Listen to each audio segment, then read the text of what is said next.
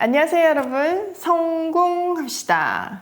사람들이 아무리 재능이 있어도 열심히 하는 사람들을 못 이기고, 또 아무리 열심히 해도 운 좋은 사람들을 못 이긴다고 말하잖아요.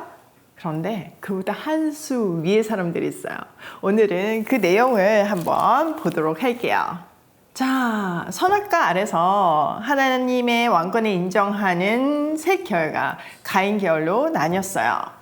그런데 너무 안타깝게도 이 예배 공동체인 셋 계열도 타락을 하기 시작했고, 그래서 땅은 심판을 향해서 흘러가고 있었어요.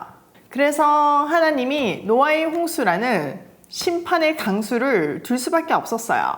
그런데 늘 그렇듯이 하나님의 심판은 심판이 목적이 아니라 심판을 통한 구원이잖아요. 또 그 심판 속에서도 은혜의 보자기로 싼 사람들이 있잖아요.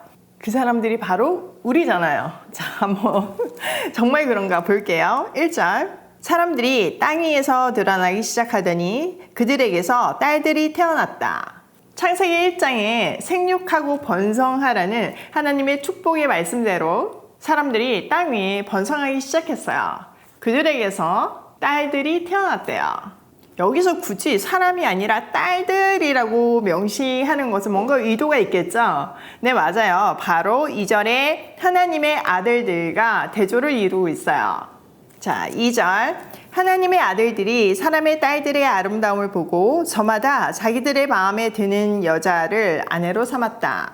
자, 여기서 하나님의 아들들에 대한 해석이 참 여러 가지인데요. 크게 세 가지로 나눌 수 있어요. 첫 번째는 천상의 존재로 해석해요. 이것은 유대 문학과 또 욥기의 근거를 둔 해석인데요. 그런데 천사와 사람이 결혼을 해서 자녀를 낳는 것은 창조 질서에 어긋나는 거잖아요. 그러니까 이건 좀 받아들이기가 어렵죠. 두 번째는 통치자의 후손이라고 해석하는 경우들이 있어요. 고대 신화나 여러 곳에 보면 통치자들을 신격화하는 경우가 많잖아요. 그러니까 그 통치자를 하나님의 아들들로 이렇게 표현할 수 있는 거죠. 세 번째는 사람의 딸들을 가인의 후예로 보고 하나님의 아들들을 셋의 후손으로 보는 견해예요. 마지막 해석을 많이 채택하고는 있지만 사실 세 견해 다 문제가 있기 때문에 난제는 그냥 그대로 남겨놓고 우리는 그 안에 있는 메시지를 찾아보면 좋겠어요. 자, 두 번째 살펴볼 단어는요, 아름다움인데요. 이 아름다움을 말하는 토브라는 단어는요, 하나님 쪽에서 쓸 때는 굉장히 긍정적이에요. 하나님이 세상을 창조하시고 보시기에 좋았더라 라고 하실 때 썼던 단어가 토브예요. 그러나 사람 쪽에서 쓸 때는 부정적인 의미예요. 사람이 선악과를 보고 보암직하고 모금직스러워 보였잖아요. 그때 쓴 단어가 바로 이 토브거든요. 그러니까 여기서는 하나님의 아들들이 자기 가치대로 마음에 드는 여자와 결혼했다라고 해석할 수 있죠. 자, 3절. 주님께서 말씀하셨다. 생명을 주는 나의 영이 사람 소유에 영원히 머물지는 않을 것이다. 사람은 살과 피를 가진 육체요. 그들의 날은 120년이다. 자, 사람이 육체가 되었대요. 여기서 육체는요, 우리 몸을 말하는 게 아니고 죄성과 부패함을 뜻해요. 영적으로 보면 하나님의 가치와 반대된 모든 것이 육체인 거죠. 태초의 땅을 떠올려 보면 혼돈공허 흑암의 상태였어요. 그때 하나님의 영이 운행하실 때 비로소 질서가 잡혔죠. 그런데 여기서 하나님의 영이 떠나신다는 것은 인간이 다시 혼돈공허 죽음의 상태에 놓였다는 뜻이에요. 그러나 우리가 다 알듯이 그것으로 끝이 아니었어요. 예수님의 부활 승천 사건 이후에 성령께서 교회 공동체에 공식적으로 임하시잖아요. 그래서 죽을 수밖에 없었던 우리는, 이미 영적으로 죽어 있었던 우리는 살아있는 영이 되었고, 그 영이 거하시는 성전이 된 우리의 삶은 혼돈, 공허, 흑암이 사라졌어요. 사라진 거 맞죠? 자, 그 다음에 보면 또 어려운 구절 하나가 그들의 날이 120년이다 라는 구절이에요. 여기에도 두 가지 견해가 있는데요. 첫 번째는 홍수 심판이 오기까지 120년 남았다 이런 의미로 해석하기도 하고요. 두 번째, 홍수 후에 인간의 수명이 약 120년 정도 되었다 이런 의미이기도 해요. 실제로 보면 홍수 이후에 공창 위에 물층이 깨졌잖아요. 지금 말로 하면 오존층과 대기권이 깨어졌다는 의미죠.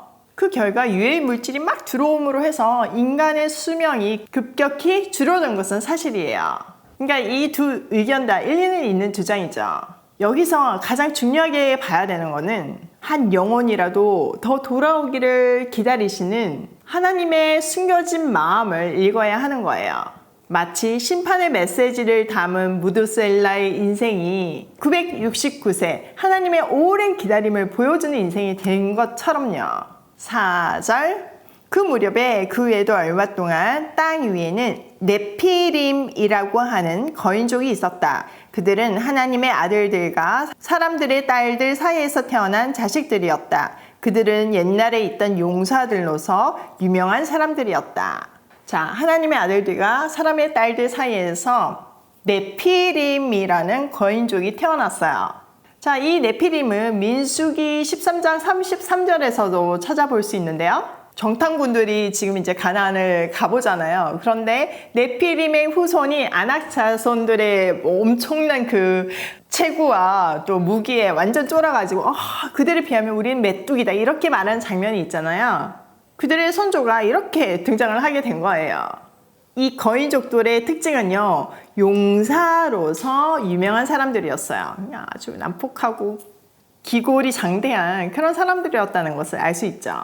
자, 여기 사절에 나오는 거인, 용사, 유명, 이 세 단어에 그 당시 사람들의 세계관이 담겨 있어요. 사실 이거는 오늘날에도 동일한 그런 가치죠. 우리는 힘의 논리, 사이즈의 논리, 또 유명세의 논리에 얼마나 좌지우지 되나요? 개인의 삶뿐만 아니라 교회도 마찬가지잖아요. 자, 5절. 주님께서는 사람의 죄악이 세상에 가득 차고 마음에 생각하는 모든 계획이 언제나 악한 것뿐임을 보시고서 땅 위에 사람 지으셨음을 후회하시며 마음 아파하셨다. 주님께서는 탄식하셨다. 내가 창조한 것이지만 사람을 이 땅 위에서 쓸어버리겠다. 사람뿐 아니라 짐승과 땅 위를 기어다니는 것과 공중의 새까지 그렇게 하겠다. 그것을 만든 것이 후회되는구나. 하나님은 세상을 창조하시고 보시기에 좋았다라고 말씀하셨고 또 사람을 지으시고는 보시기에 참 좋았다고 말씀하시면서 최고치에 달하는 충만한 기쁨을 드러내셨어요. 그러나 하나님을 떠난 인간이 만들어낸 문화는 너무나 악한 것이었고 마음에 생각하는 모든 것들이 정말 악하고 죄된 것들이었어요. 그러니 심판하실 수밖에 없는 거죠. 왜? 온전한 구원을 위해서요. 자, 8절. 그러나 노아만은 주님께 은혜를 입었다. 사실 이 사실이요, 우리에게 유일한 소망이에요. 또 하나님의 심판이 구원의 목적을 두고 있다는 것을 보여주고 있어요. 또 구원은 우리의 어떠함이 아닌 전적인 하나님의 은혜이고 선물이라는 것을 확인할 수 있어요. 자, 오늘 내용을 우리 삶에 한번 적용을 해보면 첫 번째, 섞이지 말자. 항상 섞임의 끝은 타락이에요. 성경 전체가 그 내용을 얘기해주고 있어요. 그러니 조그만 타협이 진짜 무서운 거예요. 작은 곳에서도 넘어지지 않는, 그래서 섞이지 않는 우리가 되기로 해요. 두 번째, 하나님을 떠난 인생은 공허, 혼돈, 흑암 속에 있다. 여러분의 인생이 혼돈, 공허, 흑암 속에 있다면 얼마나 괴롭겠어요. 인생의 질서를 잡고 싶잖아요. 그럴 수 있는 유일한 방법은 하나님께 돌아가는 것이에요. 하나님의 통치 안에 있을 때 그 공허, 혼돈, 흑암이 사라져요. 세 번째, 은혜를 입은 사람답게 살자. 제가 서론에서 말했지만 진짜 열심히 하는 사람을 못 이기고 운 좋은 사람을 못 이겨요. 그런데 진짜 최고봉은 은혜를 입은 사람이에요. 은혜 입은 사람을 이길 수 있는 사람은 없어요. 그 은혜 입은 사람이 바로 우리예요. 그러니까 은혜를 입은 사람답게 살아야 하는 거죠. 오늘도 하나님의 말씀 아래서 질서를 유지하며 섞이지 않는 발걸음으로 은혜를 입은 사람답게 고고싱 해요.